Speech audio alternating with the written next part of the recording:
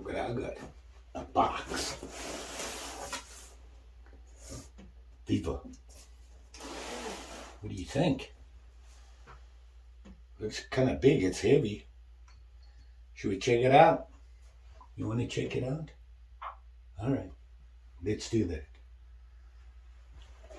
Let's see what's in this box. Mary's excited.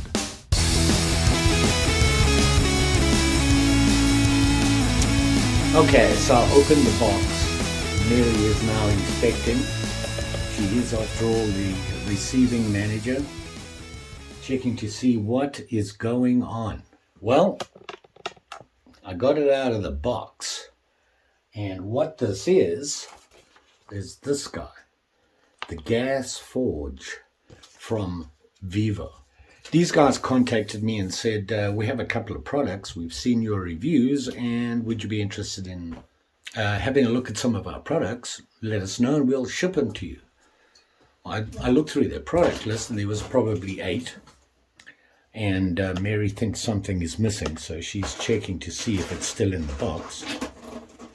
She's looking in every corner. What do you do when you've got a manager like that? Anyway, they had a couple of products. This was like 8. They listed about 8, and they said, which one would you like to do, or a couple? The only one that caught my attention was this guy, the forge. They had other stuff, but it wasn't really things I was interested in. To be honest, a little nervous. Never used a forge before. I've seen them used. There is a friend of mine up the road who makes knives, and he has had a forge for about 20 years that his wife bought him. It's about the same size as this. I'm going to put this together and read up about it and see what it's all about and how it gets used, and then maybe have him come around and help me out the first time. For one thing I didn't know about was this. Refractory cement. Please mix the refractory cement and tap water according to the weight ratio of 10:3. Stir it into a paste. Apply it to the blanket, wait for 12 hours before putting it to use. Refractory cement. We got some stuff to learn here. I'm going to take it apart and let's have a look-see, and we'll go from there. What do you think? Anything left in the box? Oh, maybe. This is what happens when you have a cat that cannot resist any box coming into your house.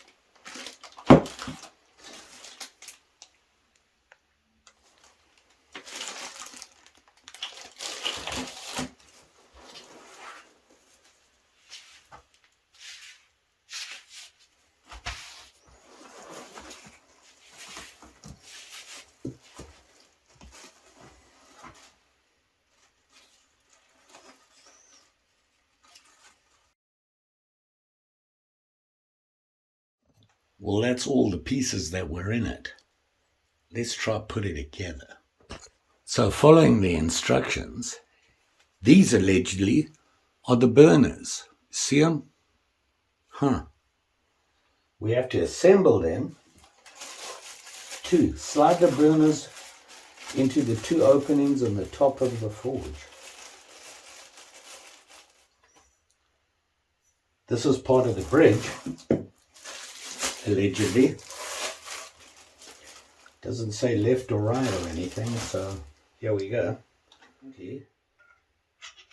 That goes like that. And that goes like that. Whoop, open the hole.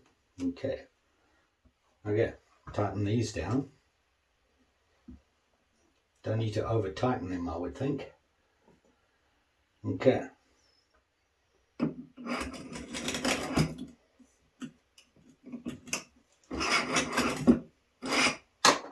Okay.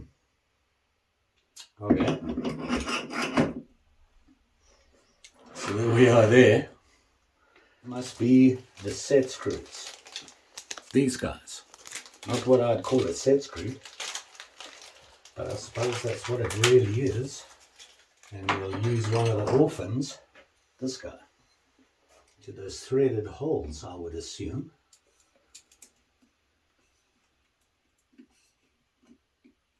Okay. I'm not going to over tighten anything here. That didn't feel good. Okay, so here we are. Okay. Very exciting. Not sure I understand this. Oh, now I do. Connect the propane hose to the bridge joint. This would be the propane hose to the bridge joint. And what they're talking about here is at the back, I assume, is the bridge point. So, you can see it comes with a regulator and everything, and your pressure, I believe, yeah, pressure gauge. So what I'm going to do now is just connect the propane hose, the gas hose, the feed. Oh, that is stiff. I would have thought that would be loose. I have to turn the whole hose to get this on, and I don't want to... I always thought that these were loose. Apparently not. So what I'm going to do quickly is just tighten it all back up.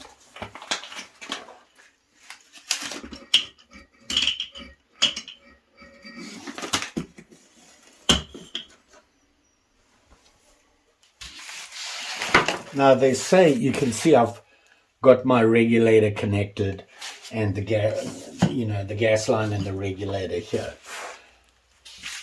They say install the bricks, and there's 2 bricks that come, and they are not the same size. Does it matter? I don't think so. Right. Using our world famous favorite opinel number 8. Now, I have one that's bigger than the other. This is the big guy. And I'm going to put it in here.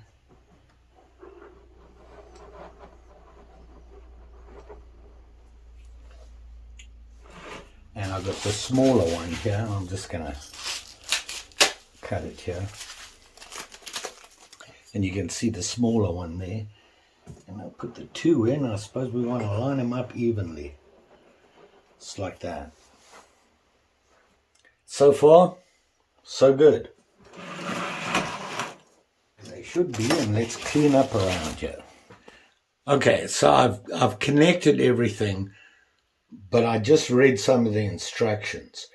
And one thing I didn't do was check something before putting these in, the bridge in.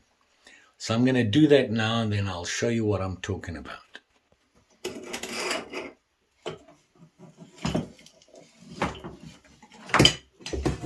So I've taken the bridge off, and if you look in the instructions here, it shows you a picture. See here? Good, not so good. And what they're talking about is in here, this combustible material is what they call it. It's what they refer to. It's a ceramic fiber blanket is what this is. What they want you to make sure is that when you look in the top here, there is none of that fiber blanket sticking into the opening. They want it totally clear. So I didn't do that. I'm going to do that now. On this one, when you look in, you can see the white fiber blanket. They don't want that. This one, I've pushed it out of the way. And all I did was, you can see my fingers in here, and all I did was just move it out of the way so it's not sticking up in the way of the hole. They want a nice clear intake. Like I said, no need to over tighten stuff here. You just want it to hold it so this is not going to come off or fall out or anything like that. It's just, it rests in there pretty well, but this just secures it. You don't need it really tight. Okay, so here you can see the whole issue. There it is there. Here is the hose which connects to the back of the bridge. Still not sure what this is all about. Here is the blanket, which is what they're talking about. They don't really, it just says fire brick. They don't really say much about it. And I'm going to go through what they're talking about here so that you know what each part is, but I'm still trying to find out about this. And I suspect you mix this and put it around in here, which will soak into it. Let it dry for 12 hours and you're good to go. I'm going to have to look into that before I do anything. Can you tell I'm a little nervous? By the way, you don't want to run this indoors. You want to run it in either a big workshop, open space, a lot of ventilation, or outside. Not in a small room like I'm in here. So we got it all back together. I'm just going to go through some of the parts with you so that you and me know what we're talking about. So I'm looking at the manual here, and they call these here with the valves the air chock valve 1 and 2. They're not labeled anything, they just have 2. So these is what's going to allow your feed from your gas. Your gas line, propane, goes down here, and you can see here, to your regulator, and you have a pressure gauge. Now you can adjust the regulator and watch the pressure adjust here to get a better flame. Now there's one other control on it, and they talk about it here, and this is, you need to mix the propane and air when you light it, and the different mixes will give you a different flame. These here, and let me get closer here so you can see what I'm talking about. Here's your gas valve. Okay, that's off and on. You would need them both on from your gas line. This piece here, as you can see, it has a screw on it. You loosen that, he says, and by adjusting this, you are controlling how much air is mixing with the gas. So you're going to do this to get a better flame. And we'll figure that out eventually. Right now I'm just going to put it at halfway on both of them. And you can see here, loosen that screw, just bring it up to about halfway, and tighten the screw down again. So this controls your air mix with your gas. These here, they call the 2 burners. Burners 1 and 2 again. And then the body is referred to as just the forge. In the forge, you have this blanket that they're talking about here. This stuff here, remember I cleaned them up here so they weren't sticking up into there. You have the blanket, and then inside you can see I've put the bricks. These 2 of them. And that's basically it. So what you have here is you have your propane line, which you'll connect to your propane tank, probably a 5 pound. I have a 2 pound that I use for my heater when I go ice fishing. I'm going to start off with that, and I'm probably going to need more than that. So probably a 5 pound one would work better, because this is going to burn a lot of gas. You have your gas valve control here, ball valves. You've got your burners which stick into there. Remember, they were attached to here, they connect to there. Your air mix adjustment and the actual burners going into the forge, and the blanket and your bricks. And of course your regulator and pressure valve. So there you go. That's it put together. And of course, you want to check all your connections. Never over tighten a connector. You do that, you're going to have all sorts of problems and you're going to be replacing parts. Tightening these screws down, hand tight, a good finger tight, is probably all you need for these two screws. This may be a little bit tighter than that, and that's the basics of it. The only thing I don't know anything about is this. Have no idea what this is for. Now, there's a lot of things I don't know here. And they tell you how to put it together. They don't really tell you anything about the cement. They don't say anything about that. It says here, they talk about adjusting the fiber blanket on your burners here. Make sure it's not blocking the burners. They give you a wooden brush. There you go. Don't know anything about that. They give you a list of parts, which I have everything. Troubleshooting instruction right here. And they do have a helpline.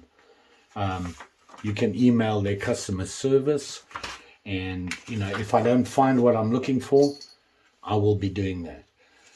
Safety. This is not a toy, not something to be taken lightly. You need to be careful with it. You're talking about flame, combustion, things like that. So always be safe. Another thing you're going to need is a good pair of gloves to handle hot stuff. Now, more problems for me. This was a great idea to have them ship it to me. That's all I have. I don't have any tools to do any forging. So I'm going to have to do that or make them. One thing I will need is a good solid anvil. Going to have to find one there, see if I can find a used one somewhere. Have a look around, see what I can find. And some tools for handling hot metal. Obviously you're going to need some, don't know what you would call them, clamp, to put your hot metal in and out and hold it when you're working on it and things like that. So I'm going to need tools. This video was really an unboxing and the initial setup of the forge. So there you go. That's where we are now. Coming up next, hopefully when I found out all that information, I'm going to go and call that friend of mine, take this over to his place and have him show me, guide me through starting this up for the first time and actually getting it burning and everything. And Mary don't want to let the box go. So, there you have it. I now have a forge. What I'm going to do with it, I don't know, make things. That should be exciting. The Vevor forge. And I showed you the information there. There will be a link in the description below on more on this. They did send me a link, and I believe there's a discount, but I'll confirm that. Anyway, there will be a link, and you can go in, follow the link, and have a look at it. And, if you're interested, get it. I get nothing from it. They're just passing on a discount to you through me, which, you know what? I'm okay with. I want to help you do this stuff. It's fun, kind of exciting. And I'll be back, and we'll get it all fired up. Woot! You all be safe out there. And thanks for watching. See you again soon. Wait! I figured out what this is for. Yeah, I was right. You mix it up and you put it on that blanket on the inside to form a concrete tunnel in there, which helps with the insulation. So I got to do that, mix it up and put it on there. It takes 12 hours to set. There you go.